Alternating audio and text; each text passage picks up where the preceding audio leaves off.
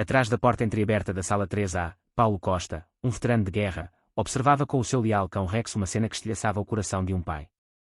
A sua pequena filha, Mariana, equilibrava-se na sua prótese de metal e num par de muletas, tremenda enquanto a professora, a mulher que toda a vila admirava, apontava para ela e gritava cruelmente. A turma explodiu em gargalhadas, cada som cortando mais fundo do que qualquer ferida que Paulo trouxera do campo de batalha. Ele cerrou os punhos. Isto não era guerra. Era humilhação disfarçada de ensino e a sua menina era a sua vítima. Se acredita que nenhuma criança deveria ser envergonhada por ser diferente, fique com esta história. E se tocar o seu coração, subscreva para não perder as histórias que restauram a nossa fé na bondade e no poder silencioso da compaixão. Que o seu dia seja repleto de calor e paz. O sol da manhã espalhava um tom dourado suave sobre o Vale da Prata, uma pacata vila serrana onde o nevoeiro ainda persistia sobre os telhados de pinho e as estradas de gravilha.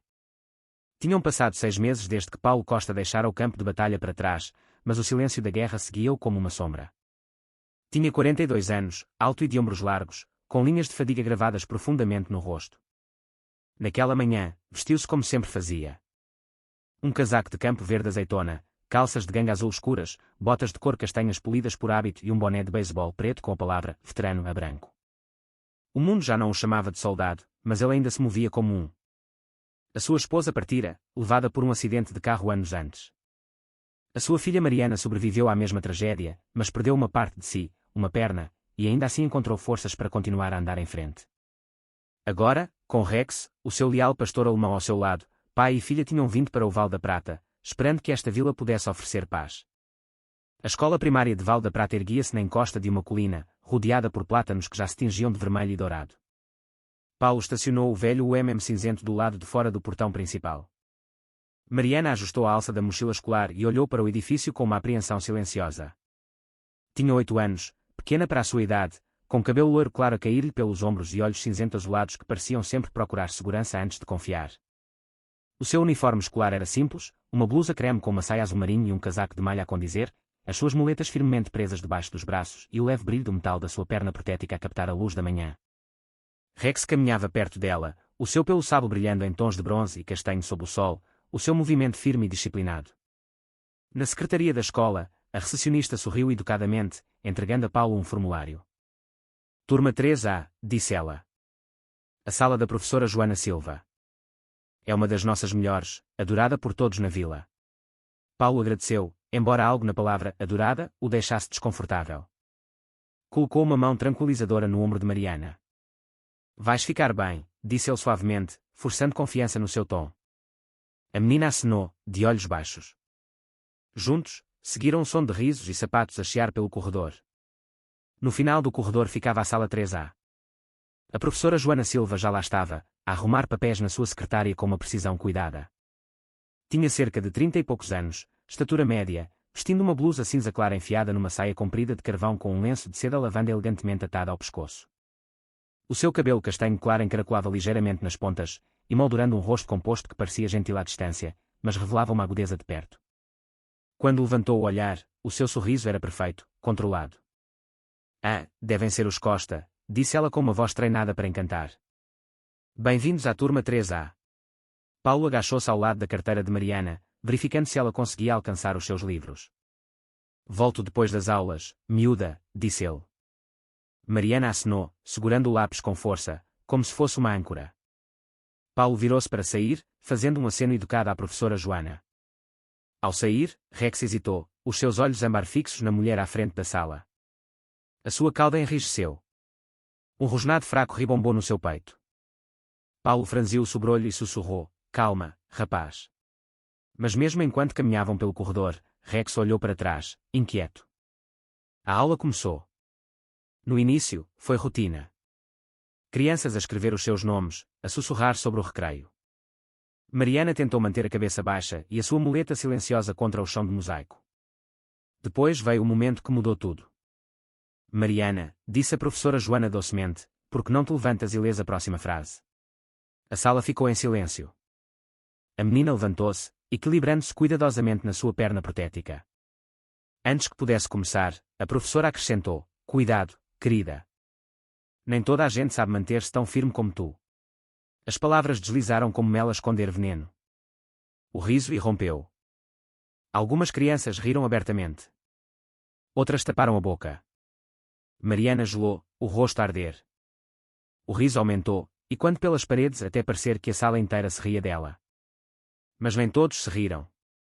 Perto da janela estava sentado Diogo Neves, um rapaz calado de cabelo castanho desarrumado. E ao seu lado, Beatriz Ferreira, uma rapariga com óculos demasiado grandes para o seu rosto. Trocaram um olhar que não continha divertimento, apenas desconforto. Diogo franziu o sobrolho, olhando para as mãos trêmulas de Mariana. Beatriz sussurrou-lhe algo, mas nenhum dos dois falou. Os seus olhos seguiram Mariana com uma simpatia silenciosa enquanto o resto da turma desviava o olhar.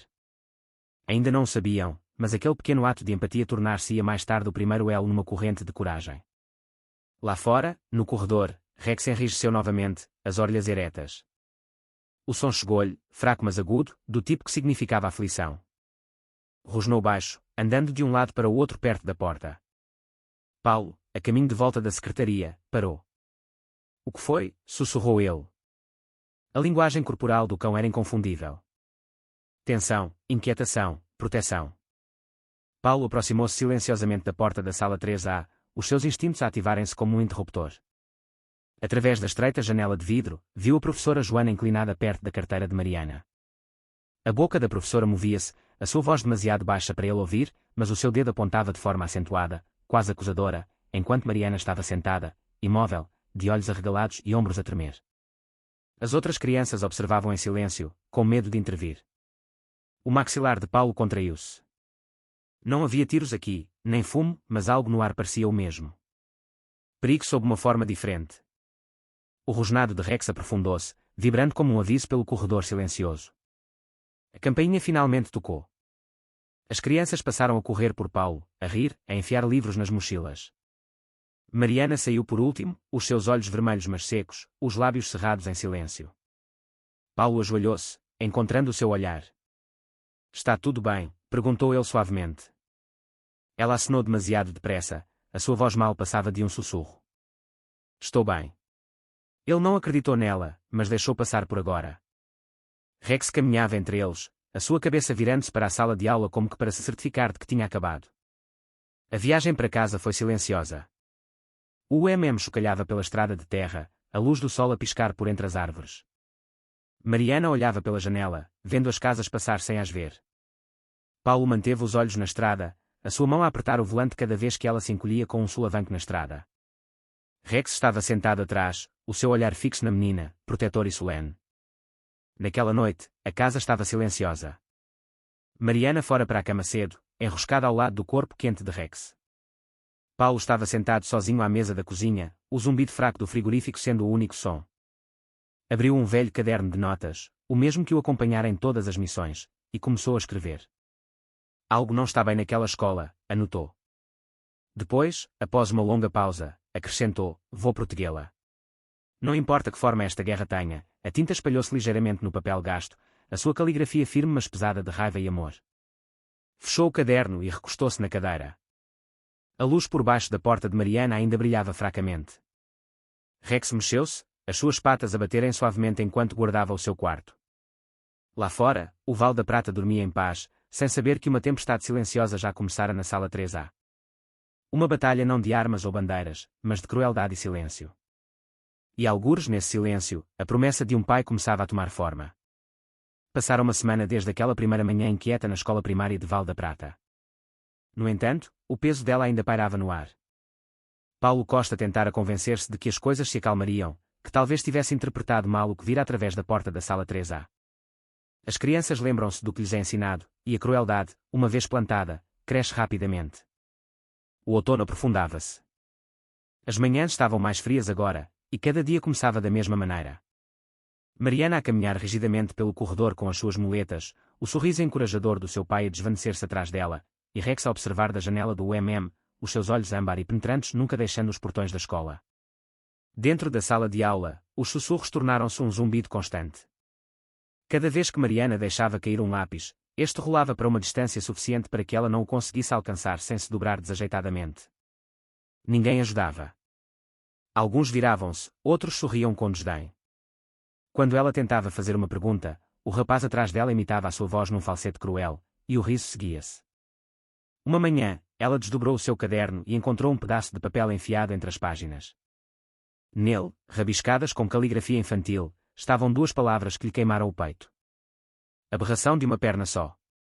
Ela dobrou o bilhete e enfiou no bolso, com demasiado medo para o deitar fora, com demasiada vergonha para o mostrar a alguém. A professora Joana Silva presidia a tudo isto com uma postura perfeita. Para os pais, ela ainda era a professora adorada, a mulher que organizava campanhas de caridade e ficava até tarde para decorar os quadros de avisos. Mas quando a porta se fechava e o corredor ficava silencioso, a sua doçura endurecia em gelo. Ela chamava Mariana para tarefas que não conseguia fazer facilmente, como limpar o quadro ou carregar uma pilha de livros. E quando a menina hesitava, o tom de Joana tornava-se suficientemente alto para a turma ouvir. Não devemos deixar que as nossas fraquezas nos definam, Mariana, dizia ela. Cada sílaba polida, cada sorriso ensaiado. As crianças aprenderam depressa. Copiavam o seu tom, os seus gestos, até a sua crueldade. No recreio da escola, Mariana sentava-se sozinha debaixo do escorrega enferrujado. O vento era suficientemente forte para picar, mas ela ficava lá na mesma, a traçar linhas na terra com a sua muleta. Do outro lado do recreio, Diogo Neves e Beatriz Ferreira trocavam olhares preocupados. Diogo, um rapaz de 9 anos com cabelo da cor de areia molhada e olhos demasiado sérios para a sua idade, deu um toque suave em Beatriz. Ela era mais pequena, com óculos redondos que escorregavam constantemente pelo nariz e uma maneira de falar tão baixa que as pessoas muitas vezes a ignoravam. Ela está a chorar outra vez, sussurrou Diogo. Beatriz hesitou, depois aproximou-se, colocando metade da sua sanduíche ao lado de Mariana sem dizer uma palavra. Diogo juntou-se a ela, fingindo atar o atacador do sapato para que ninguém reparasse. Não falaram, mas por alguns minutos, Mariana não esteve sozinha. No final da semana, o jogo espalhara-se para além da sala de aula. As crianças começaram a sussurrar nas suas costas na cantina da escola, no corredor, até na paragem do autocarro. Alguém começou a deixar pequenos desenhos na sua carteira, figuras de palitos com uma perna riscada. Joana nunca disse uma palavra sobre isso. Uma vez, quando Mariana tentou queixar-se, a professora sorriu finamente e disse: "Tens de aprender a não levar as piadas tão a sério." As palavras doeram mais do que o riso. Diogo e Beatriz tentaram ajudar onde podiam, aproximando os seus livros, limpando a sua carteira quando os outros derramavam cola ou migalhas. Mas a sua bondade também os tornou alvos. "Esquadrão da Pena", alguém lhe chamou. E a partir daí, os três sentavam-se na mesa do canto durante o almoço, silenciosos, invisíveis. Todas as manhãs, quando Paulo deixava Mariana, os instintos de Rex aguçavam-se. No momento em que chegavam ao portão da frente, a sua cauda ficava rígida e um rosnado baixo zumbia na sua garganta. No início, Paulo descartou como a inquietação de um cão, mas na terceira manhã, até ele começou a notar o padrão. Sempre que Rex olhava para as janelas da sala de aula, as suas orelhas achatavam-se e o pelo ao longo da sua espinha eriçava-se. "O que se passa, rapaz?", murmurou Paulo. Mas o cão apenas choramingava, puxando suavemente em direção à escola como se tentasse alcançá-la. O veterano em Paulo não podia ignorar aquele aviso, não de uma criatura que uma vez salvara vidas no terreno. Naquela noite, Mariana mexeu na comida no prato sem comer.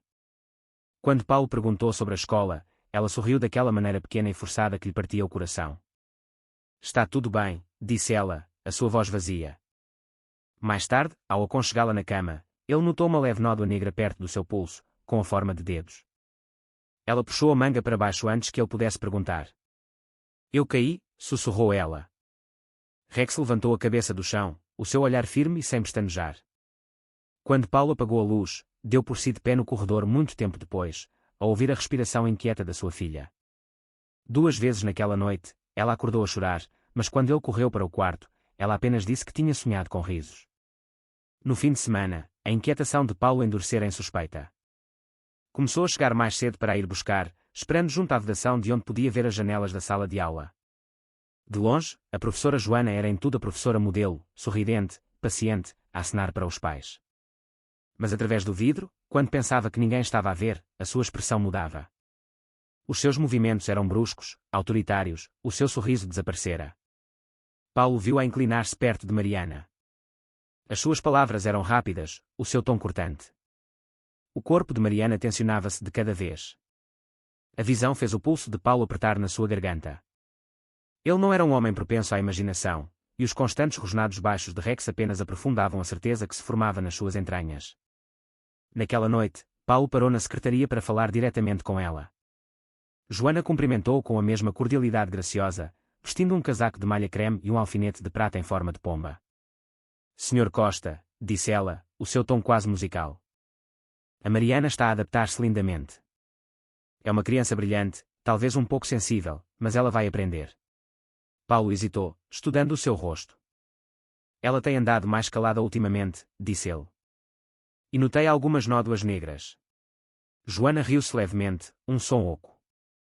Oh, as crianças caem. E os outros alunos, bem, também são crianças. Às vezes há provocações, mas estamos a orientá-los. Tem a minha palavra. O seu olhar era firme, o seu sorriso inabalável. Paulo queria acreditar nela, mas algo por trás daquela voz calma soava falso, como uma nota desafinada. Na segunda-feira, ele tentou novamente afastar o pensamento. Observou Mariana mancar em direção à entrada, a sua pequena figura diminuída pelas outras crianças. Quando ela se virou para acenar, Rex ladrou bruscamente do assustando os pais próximos. Paulo mandou-o calar, envergonhado, mas os olhos do cão permaneceram fixos no edifício. Durante o resto do dia, Paulo deu por si distraído no trabalho. A sua mente a repetir aquele som, baixo, urgente, protetor. Ele já tinha ouvido aquele latido antes. Uma vez no Kosovo, segundos antes de uma emboscada. Rex sempre soubera antes de qualquer outra pessoa. Essa memória fê-lo agarrar o volante com mais força quando voltou para a escola naquela tarde. Quando a campainha final tocou, Mariana foi uma das últimas a sair novamente. O seu uniforme estava amarrotado e havia uma mancha de pó de giz na sua manga. Ela sorriu fracamente quando viu o pai, mas o sorriso não chegou aos seus olhos. O peito de Paulo apertou. Ele afastou uma madeixa de cabelo do seu rosto e disse baixinho, não precisas de fingir comigo, M. Ela abanou a cabeça e sussurrou, estou bem, papá. A mentira era gentil, mas quebrou mais do que qualquer verdade poderia. Enquanto caminhavam para o Rex pressionou-se contra o lado de Mariana, cheirando a sua manga antes de lamber a sua mão. Ela sorriu para o cão, a única criatura em quem confiava completamente. Naquela noite, enquanto o céu escurecia sobre o Vale da Prata, Paulo sentou-se mais uma vez à mesa da cozinha, o seu caderno aberto. A luz do candeeiro derramava-se sobre as suas mãos ásperas, as mesmas que tinham carregado homens através do fogo e da chuva. Ele escreveu lentamente, cada letra deliberada. Algo está a acontecer naquela sala de aula. Depois, por baixo, outra linha. O inimigo esconde-se atrás da bondade. Desta vez, ele ficou a olhar para as palavras por um longo tempo antes de fechar o livro. Lá fora, o vento sussurrava contra as janelas, e Rex, deitado perto da porta, soltou um rosnado baixo que se desvaneceu na escuridão. No final de outubro, o Vale da Prata rendeu-se ao primeiro sopro do inverno. O ar estava cortante seco, carregando o leve cheiro a pinho e fumo de lenha que se instalava sobre a vila como uma memória. Geada acumulava-se nas janelas da escola todas as manhãs, e o recreio da escola jazia silencioso sob céus pálidos. Paulo Costa começara a temer aquelas manhãs. Mariana falava menos e sorria ainda menos. Havia um vazio nos seus olhos, algo muito mais antigo do que os seus 8 anos. Quando dormia, muitas vezes gemia suavemente, e Rex, deitado ao lado da sua cama, levantava a cabeça a cada som, alerta, protetor, à espera de um perigo que ainda não conseguia nomear. Dentro da sala 3A, o ar parecia mais pesado a cada dia. O riso tinha-se transformado em sussurros, mas a crueldade permanecia como uma mancha que não saía. Diogo Neves, que sempre observara à margem, começou a notar padrões, como a voz da professora se suavizava quando os pais apareciam à porta, mas se tornava aguda e fria assim que eles se iam embora. Ele via como Mariana se encolhia sempre que o seu nome era chamado. Uma manhã, depois de ouvir outra provocação silenciosa, disfarçada de lição, ele tomou uma decisão que mudaria tudo. Pediu emprestado um pequeno gravador de voz ao seu irmão mais velho, um dispositivo do tamanho da mão com uma luz vermelha a piscar, e escondeu-o bem fundo na sua mochila antes de sair para a escola. Não foi a coragem que o moveu, apenas a sensação de que alguém tinha de fazer alguma coisa, mesmo que ninguém acreditasse no miúdo. No dia seguinte, Diogo sentou-se 2 carteiras atrás de Mariana, fingindo desenhar enquanto o gravador capturava tudo. A professora Joana Silva estava num dos seus humores, a passear entre as filas de carteiras com o seu habitual ar de autoridade. Parou ao lado de Mariana, inspecionando a caligrafia desarrumada da menina. Chamas a isto esforço, vociferou, a voz baixa, mas carregada de veneno. Mesmo com uma perna, devias pelo menos tentar parecer capaz. Alguns alunos abafaram o riso. O rosto de Mariana ficou branco. Ela sussurrou um pedido de desculpas que mal se elevou acima de um sopro. Joana inclinou-se mais, a sua voz como gelo. Não peças desculpa. melhora. O estômago de Diogo revirou-se. A sua mão tremeu sobre o seu desenho, mas ele não levantou o olhar. Quando chegou o recreio, ele entrou na casa de banho e verificou o gravador. A luz vermelha ainda piscava. Pressionou o play e ouviu tudo. A voz, as palavras, a crueldade que nenhum adulto acreditaria sem provas. Naquela tarde, Beatriz Ferreira viu que a bondade por si só não podia consertar. Ela estava sentada perto da porta da sala quando Joana ordenou a Mariana que limpasse o quadro de Ardósia depois das aulas. A menina hesitou, a muleta encostada desajeitadamente à parede. Usa a mão, disse a professora friamente. Ainda tens uma. Beatriz gelou ao ver Mariana lutar para alcançar o canto superior, o seu pequeno corpo a tremer de esforço. Quando ela vacilou, Joana avançou, agarrando o queixo da menina e virando o seu rosto para cima com uma precisão cruel. Olha para mim quando falo, sibilou ela. Os olhos de Mariana encheram-se de lágrimas, mas não caíram. O estômago de Beatriz contraiu-se. Ela queria gritar para parar, mas a sua voz ficou presa na garganta. Quando a campainha tocou, foi a última a sair, de pé junto à porta enquanto Mariana limpava as lágrimas com dedos trêmulos. Naquela noite, Beatriz contou a Diogo o que tinha visto. Encontraram-se atrás do suporte para bicicletas, onde o vento fazia retinir a vedação de arame. Não podemos deixar que isto continue, disse Diogo em voz baixa, agarrando a sua mochila. Eu gravei-a. Temos provas agora. Os olhos de Beatriz arregalaram-se por trás dos seus óculos. Vais contar a alguém? Perguntou ela. Ele abanou a cabeça. Ainda não. Precisamos de mais. Se for só um dia, vão dizer que inventei. Os dois ficaram ali por muito tempo, a última luz a desvanecer-se atrás das colinas. Pela primeira vez, compreenderam que fazer a coisa certa podia ser tão assustador como ficar em silêncio. Na manhã seguinte, Paulo chegou mais cedo do que o habitual. Estacionou o perto do passeio, o seu hálito visível no frio. Rex sentou-se ao seu lado, alerta, a cauda imóvel. Através do para-brisas, Paulo observou o pátio da escola encher-se de crianças. Podia ver Mariana entre elas, silenciosa, pequena, o seu hálito a embaciar o ar como névoa. Quando ela se virou para a porta, Rex de repente enrijeceu. As suas orelhas achataram-se, o seu corpo enrolou-se, e antes que Paulo pudesse reagir, ele saltou do puxando a trela da mão de Paulo. O cão avançou em direção à entrada da escola, ladrando em rajadas profundas e agudas que ecoaram pelo pátio. Os pais viraram-se, assustados. Paulo correu atrás dele, chamando o seu nome. Quando chegou à porta, Rex tinha empurrado 2 alunos e estava no limiar da sala 3A, a ladrar furiosamente para a professora Joana. Lá dentro, a professora gelou ao meio da frase, o seu sorriso a desvanecer-se. Mariana estava sentada na sua carteira, de olhos arregalados. Por um momento, ninguém se mexeu. Então Paulo apareceu na porta, agarrando a coleira de Rex, o seu coração a bater descompassado. Peço desculpa, disse ele rapidamente. Ele não costuma ser assim. Mas quando olhou para o rosto da sua filha, pálido, assustado, com leves marcas vermelhas ao longo do pescoço, o seu pedido de desculpas morreu na sua garganta. A professora Joana ajeitou a saia e sorriu finamente. Os animais podem ser imprevisíveis, disse ela, a voz novamente melosa. Talvez tenha sentido a agitação. Não houve mal. Paulo forçou um aceno de cabeça, mas por dentro algo se partiu, uma realização a formar-se no silêncio entre cada palavra que ela dizia. Naquela noite, quando ajudou Mariana a vestir o pijama, Paulo notou novamente as marcas. Pequenas nódoas negras, quase circulares, perto da sua clavícula. O que aconteceu aqui? Perguntou ele suavemente. Mariana gelou, depois forçou uma risada demasiado fraca para convencer alguém. Eu tropecei. A minha muleta escorregou. Ele olhou para ela, vendo a mentira nos seus olhos.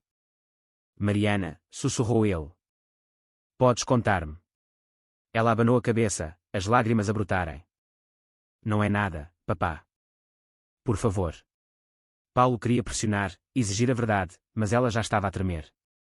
Beijou-lhe a testa e apagou a luz. Quando fechou a porta dela, encostou-se à parede do lado de fora, sentindo o peso de cada silêncio naquela casa. Na tarde seguinte, a enfermeira da escola, Sandra Tavares, começou a notar coisas que os outros não notavam. Sandra tinha cerca de 40 anos, alta, com olhos gentis mas perspicazes que não perdiam quase nada. Era responsável pelos registros de saúde dos alunos há mais de uma década. E quando Diogo Neves foi ao seu gabinete a queixar-se de uma dor de estômago, ela reconheceu o nome imediatamente, era o seu próprio filho. Mas só quando notou as contusões no ficheiro de Mariana, marcadas como acidentais, é que algo dentro dela se agitou. Mais tarde, nessa noite, em casa, enquanto organizava os formulários médicos, notou um padrão. 5 crianças na mesma turma, todas com ferimentos ligeiros, todos descritos da mesma forma. Escorregou, caiu, bateu. Não era coincidência. Ela olhou para a lista, o maxilar a contrair-se. Joana Silva, sussurrou ela, saboreando o nome como ferro. Entretanto, Diogo estava sentado no chão do seu quarto, o gravador no colo. Ele repetiu a gravação vezes sem conta, ouvindo o veneno na voz da professora, a maneira como ela dizia, menina de uma perna só. Como um insulto. Beatriz sentou-se de pernas cruzadas ao seu lado, as mãos entrelaçadas. Temos de mostrar a alguém, disse ela. Diogo acenou lentamente. À minha mãe, murmurou ele. Ela vai acreditar em nós. Lá fora, a noite estava silenciosa, mas o som fraco do latido de Rex à distância pairava no ar, firme, certo, como se o cão de alguma forma soubesse que a verdade finalmente encontrara o seu primeiro sopro. Naquela mesma noite, Paulo escreveu outra linha no seu caderno. Ela está a esconder alguma coisa, e a minha paciência está a esgotar-se. A sua caligrafia tremeu ligeiramente ao sublinhar a frase 2 vezes. Ele não sabia que, algures na vila, a mãe de Diogo já começara a ligar os mesmos pontos.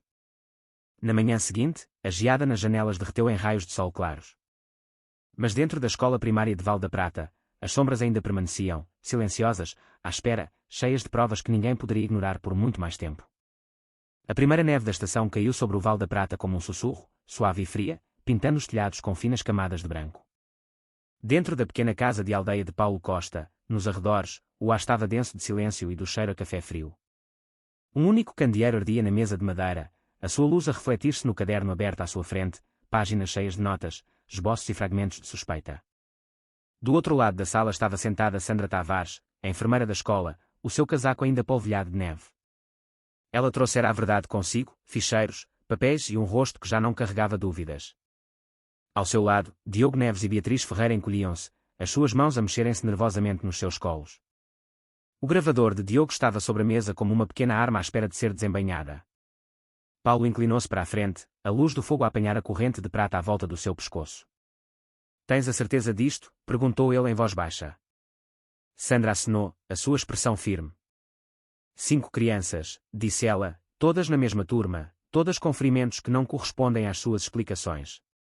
Ela abriu uma pasta, revelando fotos de nódoas negras tenues, notas médicas e frases idênticas. Escorregou, caiu, acidente. O maxilar de Paulo contraiu-se. Do outro lado, Mariana estava sentada encolhida no sofá, as suas muletas encostadas ao braço do mesmo, Rex deitado aos seus pés. As orelhas do cão contraíam-se a cada som, como se também ele sentisse que algo perigoso estava prestes a acontecer. Diogo olhou para a sua mãe, depois meteu a mão na mochila. Eu gravei-a, disse ele, a sua voz pequena mas firme.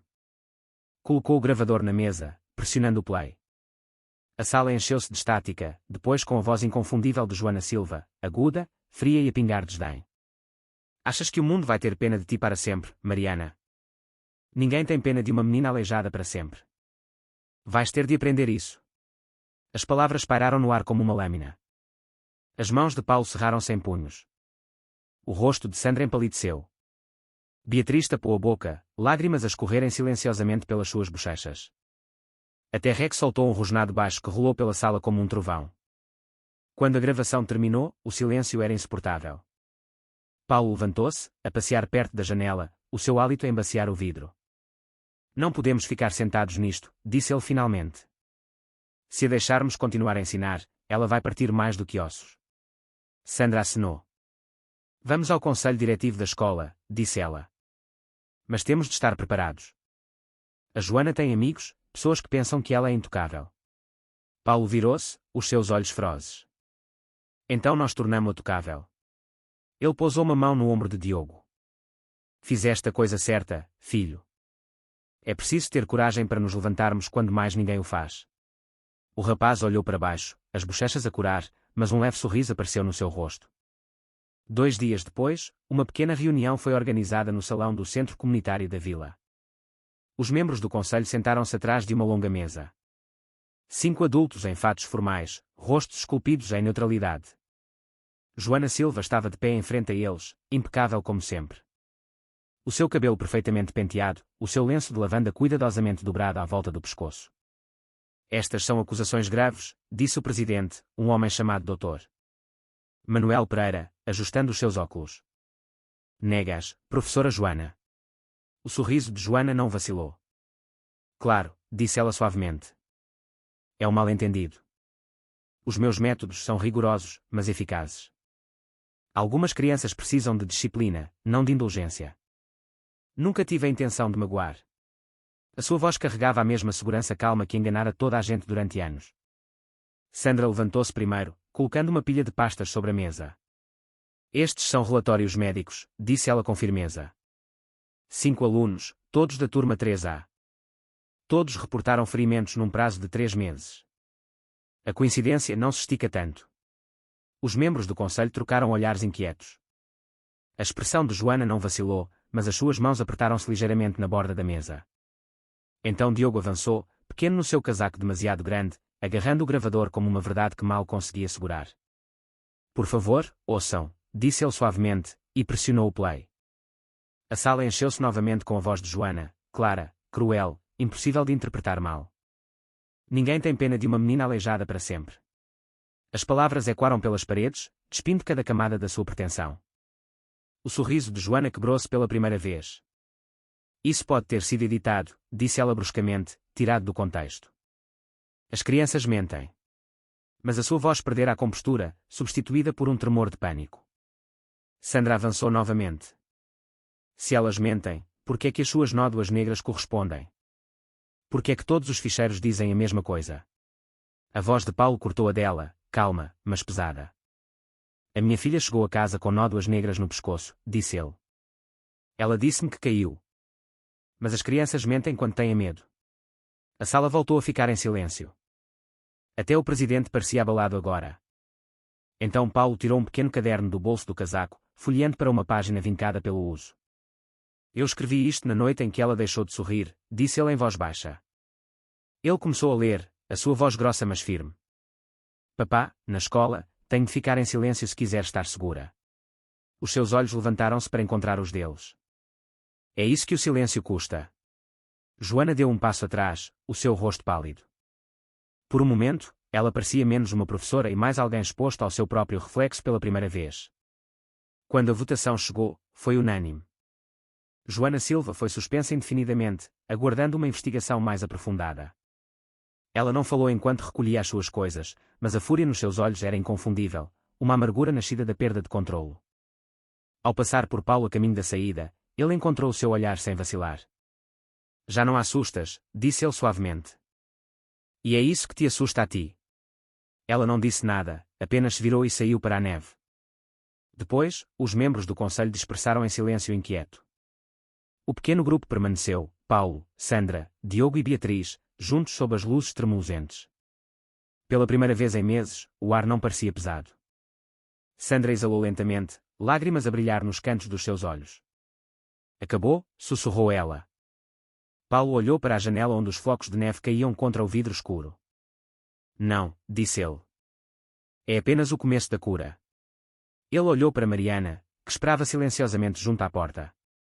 Ela sorriu fracamente, a sua mão a repousar nas costas de Rex. O cão abanou a cauda uma vez, como se também ele entendesse que a guerra que tinham travado finalmente fora vista. Naquela noite, de volta à casa de aldeia, o candeeiro ainda ardia na mesa. Paulo abriu o seu caderno uma última vez e escreveu: a justiça nem sempre ruge. Às vezes, sussurra nas vozes de crianças corajosas o suficiente para dizer a verdade. Fechou lentamente e observou a neve cair através da janela. Rex estava deitado junto ao fogo, a sua respiração constante a encher o silêncio. Lá fora, o Val da Prata dormia sob um céu branco e suave, sem saber que numa pequena sala de aula, uma tempestade de crueldade finalmente encontrara o seu fim. Passaram um mês desde o dia em que a verdade viera à luz. A primeira neve derretera, deixando para trás poças brilhantes que espelhavam o pálido sol de inverno. A escola primária de Val da Prata estava mais silenciosa agora, quase humilhada pelo que acontecera dentro das suas paredes. A vila mudara de formas pequenas e silenciosas. Os pais falavam mais suavemente com os seus filhos. Os professores ouviam com mais atenção, e o riso que ecoava pelo recreio da escola já não carregava crueldade. Para Mariana Costa, cada manhã ainda trazia um vestígio de medo, mas já não era do tipo que a paralisava. Era do tipo que lentamente aprendia a libertar-se. A sala 3 parecia diferente agora. Os cartazes eram novos. O ar parecia mais leve. E à frente da sala estava o professor Rui Gomes, o novo professor. Tinha cerca de 40 e poucos anos, alto mas com um ar gentil, com cabelo grisalho macio e olhos que sorriam antes da sua boca. Usava camisolas em vez de fatos e as suas mangas estavam sempre arregaçadas, como se acreditasse que ensinar exigia tanto coração como mãos. No seu primeiro dia, colocou uma pequena placa de madeira por cima do quadro. As letras eram esculpidas à mão, irregulares, mas cheias de cuidado. Ninguém fica para trás. Quando Mariana a leu, sentiu algo a mexer-se dentro do seu peito, um calor que estivera enterrado por demasiado tempo. Pela primeira vez em meses, ela sorriu. O professor Rui acreditava em ouvir mais do que em falar. Começava cada aula pedindo às crianças que partilhassem uma coisa boa que lhes tinha acontecido naquela semana. Alguns falavam de guerras de bolas de neve, outros de fazer bolachas com os pais. Quando chegou a vez de Mariana, ela hesitou, mas o professor Rui esperou pacientemente, sem nunca a apressar. O Rex voltou a perseguir o carteiro, disse ela finalmente, e a turma riu, não de forma cruel, mas amável. Até o riso, percebeu ela, podia soar diferente quando não tinha a intenção de ferir. O professor Rui acenou com um sorriso. Esse é um carteiro corajoso, disse ele, e toda a turma riu novamente, de forma calorosa e descontraída. Diogo e Beatriz tornaram-se os seus amigos mais próximos. Os três trabalhavam juntos em todos os projetos, sentados na mesma mesa junto à janela. Uma tarde, o professor Rui anunciou um trabalho de grupo, construir algo que representasse a justiça. A sala zumbiu com conversas, mas os três trocaram um olhar de cumplicidade. No final da semana, tinham construído uma sala de aula em miniatura de cartão e barro, onde todas as carteiras tinham a mesma altura, todos os assentos estavam virados para a frente, e uma pequena figura estava ao lado de outra mais pequena, estendendo uma mão para ajudar. Quando o apresentaram, os olhos do professor Rui suavizaram-se. Lindo, disse ele em voz baixa. É isto que a escola devia ser. O resto da turma aplaudiu, e as bochechas de Mariana coraram, não de vergonha desta vez, mas de orgulho. A semana seguinte trouxe uma assembleia inesperada. A diretora, a doutora Ana Rebelo, estava no palco com uma pequena placa dourada nas mãos. Os alunos sussurravam curiosamente enquanto Paulo Costa entrava no salão, segurando Rex pela trela. O cão trotava orgulhosamente, o seu pelo escovado e os seus olhos brilhantes. Hoje, anunciou a doutora Rebelo, homenageamos um guardião que nos lembrou a todos o que significam lealdade e coragem. Ela levantou a placa gravada com as palavras, Cão Guardião de Val da Prata. O aplauso que se seguiu foi estrondoso. Rex inclinou a cabeça como se estivesse intrigado com o barulho, mas Mariana riu, batendo palmas com as duas mãos. Os olhos de Paulo brilharam enquanto se ajoelhava ao lado do seu velho companheiro, coçando-lhe atrás da orelha. Mereceste-o, rapaz, sussurrou ele. Após a cerimónia, Paulo foi convidado a dizer algumas palavras. Ele ficou perante os alunos, o seu casaco de campo verde azeitona abotoado contra o frio, a placa de identificação militar ao pescoço a captar a luz. Os heróis nem sempre usam uniformes, disse ele, a sua voz firme mas baixa. Às vezes, sentam-se silenciosamente no fundo de uma sala de aula. Às vezes, falam quando os outros se calam. E às vezes, ele olhou para Rex, andam sobre 4 patas. As crianças riram suavemente, mas o seu tom permaneceu solene. Um herói é qualquer pessoa que escolhe a bondade quando é mais fácil desviar o olhar. Lembrem-se disso. As suas palavras instalaram-se na sala como o silêncio antes da neve. Com o passar dos dias, as cicatrizes deixadas para trás começaram a desvanecer-se, substituídas por pequenos atos de cuidado. Diogo começou a ajudar outros colegas que tinham dificuldades com a leitura. Beatriz ofereceu-se como voluntária na biblioteca depois da escola. Mariana, outrora silenciosa, agora levantava a mão durante as aulas. Ainda havia momentos em que ela hesitava, em que os fantasmas de risos antigos a puxavam, mas já não se sentia sozinha. Às vezes, olhava para a placa por cima do quadro, ninguém fica para trás, e tirava força dela. O professor Rui apanhava-a frequentemente a olhar e simplesmente acenava com a cabeça, como que a dizer que entendia. Numa tarde de sexta-feira fresca, os primeiros indícios da primavera tocaram o vento. As crianças estavam a arrumar as suas coisas quando o professor Rui parou junto à carteira de Mariana. Mostraste uma grande coragem este semestre, disse ele gentilmente. A turma vê-te de forma diferente agora, não por causa do que aconteceu, mas por causa de quem tu és. Ele colocou um pequeno emblema no seu caderno, uma pequena estrela de papel cortada à mão. Na próxima semana, acrescentou ele com um sorriso, serás a nossa delegada de turma. Mariana piscou os olhos, surpreendida. Eu. Ele acenou. Já o eras em espírito. Agora é apenas oficial. Ela sorriu radiante, o tipo de sorriso que ilumina uma sala por dentro. Naquela noite, a casa dos Costa brilhava com o calor da lareira. O cheiro ensopado enchia o ar, e Rex estava deitado junto à lareira, a cabeça a descansar no colo de Mariana. Ela acariciava o seu pelo distraidamente, a sua perna protética a brilhar fracamente à luz do fogo. Pai, disse ela suavemente. Paulo levantou o olhar da mesa onde estava a polir as suas botas. Sim, querida. Ela sorriu. Eles escolheram-me para ser a líder da turma. Por um momento, ele apenas olhou para ela, depois sorriu, lento e orgulhoso.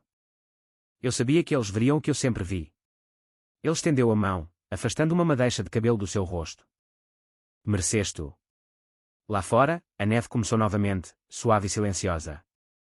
Paulo recostou-se, observando a sua filha rir enquanto Rex lhe dava um toque com o focinho na mão para mais uma festa. A prata da sua perna captava o brilho do fogo. Já não era uma lembrança de perda, mas uma marca de força. Sabes, Rex, disse Paulo em voz baixa, sorrindo para o cão. Ela é a soldada mais corajosa com quem já servi. Mariana riu, revirando os olhos, mas inclinou-se para o abraçar na mesma. O calor do seu abraço encheu a pequena casa.